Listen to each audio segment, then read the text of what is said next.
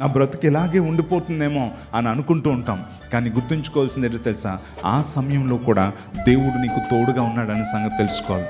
మనుషులు మనకు ఆస్తి ఉన్నప్పుడు, అంతస్తు ఉన్నప్పుడు, పేరు పలుకుబడి ఉన్నప్పుడు మనతో అందరూ ఉంటారు. అన్న, వదిన, బావ, మామ అని పిలవడానికి ఇష్టపడుతూ ఉంటారు. ఒక్కసారి నీ జీవితంలో కనుక నువ్వు చితికిపోతే, నువ్వు అధపాతాళానికి దిగిపోతే, అప్పుడు అసలైన అన్న, బావ, వదిన ఎవడో నీకు కనిపిస్తాడు. అంతే కదా. చాలామంది జీవితంలో మీరు గుర్తుంచుకోండి, మీకు అన్నీ బాగున్నప్పుడు ఎంత మంచిగా మీకు పలకరించారో.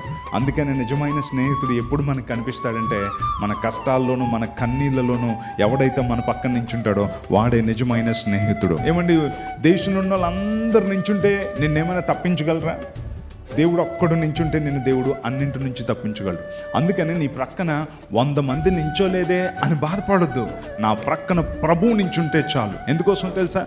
1 man + God, అదే మెజారిటీ.